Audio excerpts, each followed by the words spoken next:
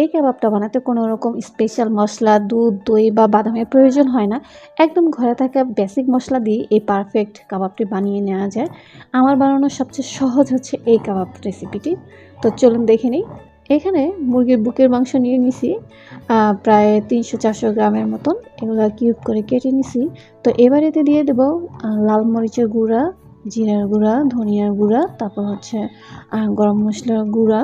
সবগুলো মশলাই এখানে আমি প্রায় হাফ চামচের মতো করে নিয়ে নিছি। আর ঝালটা আপনি আপনাদের প্রয়োজন মতন দিবেন। আর এখানে গোলমরিচের গুঁড়া, লবণ আর আদা রসুন বাটা দিয়ে দিলাম। আদা রসুন বাটাও এখানে হাফ চামচ করে নিয়েছি। এবার এতে দিয়ে দিলাম সয়া সস এবং টমেটো সস। এই টমেটো সসটা দিলে স্বাদটা ভালো আসে এবং কাবাবটার কালারটা সুন্দর আসে। এবার এতে দিয়ে দিচ্ছি হচ্ছে সরিষার তেল প্রায় 2 টেবিল চামচের মতন। এবার সবগুলো উপকরণ একসাথে ভালোভাবে মাখিয়ে নিব। এখানে মাখানোটা হচ্ছে খুব ভালোভাবে করলে জিনিসটা বেশি ভালো হয় এবং লেবু রস দিতে প্রথমে ভুলে গিয়েছিলাম, তো এবার দিয়ে দিচ্ছি। এবার এই সবগুলো উপকরণ খুব ভালোভাবে মেখে কিছুক্ষণের জন্য রেস্টে রেখে দিব। আর লেবু রসটা অবশ্যই দিবেন, এতে করে মুরগির মাংসটা একটু সফট হয় এবং তাড়াতাড়ি সিদ্ধ হয়ে যায়। এবার আমি রেস্টে রেখে দিচ্ছি প্রায় 1 ঘন্টার মতন। এবার যে কাঠিগুলো দিয়ে হচ্ছে কাবাব বানাবো সেগুলো পানিতে ভিজিয়ে রেখে দিয়েছিলাম প্রায় 15-20 মিনিটের মতন। কাঠিগুলোতে এবার আমরা মুরগির যে মাংসগুলো ম্যারিনেট করে রাখছিলাম সেগুলো একটা করে গেঁথে নিব।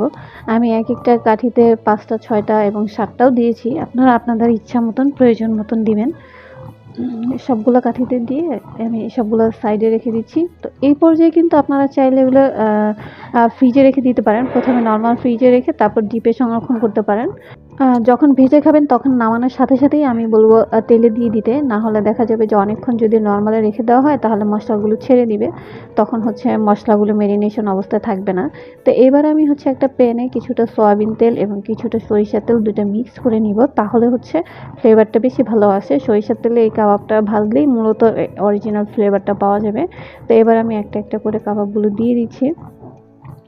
তেল খুব বেশি প্রয়োজন হয় না, এতটুকু তেল দিয়েই আপনারা হচ্ছে সবগুলো মাংস ভেজে নিতে পারবেন এবং তেলটা চেষ্টা করবেন যে এই যেভাবে নেড়ে চেড়ে সবগুলো স্টিকের নিচে যাতে যায় সেটা খেয়াল রাখতে হবে। আর নয়তো দেখা যাবে যে কোনোটাতে তেল লাগছে কোনোটাতে লাগছে না। তো এবার আমরা হচ্ছে সবগুলো উল্টায় নিব। হাই হিটে প্রায় 4 থেকে 5 মিনিট করে 2 পাশ ভেজে নিব। 4 থেকে 5 মিনিট করলেই আমার মনে হয় যে এনাফ হয়ে যায়। এবার একটু অন্য সাইডগুলো একটু করে নিচ্ছি, যে আমার কাবাবগুলো প্রায় রেডি হয়ে গিয়েছে। এই কাবাবটা আপনারা চাইলে পোলাও, বিরিয়ানি অথবা পরোটার সাথে খেতে পারেন এবং পুরির সাথেও খেতে খুবই ভালো লাগে। বাসায় হুটহাট কাবাব খেতে মন চাইলেই আপনারা এটা সহজে বানিয়ে নিতে পারেন এবং ট্রাস্ট মি, এটা খুবই ভালো ছিল।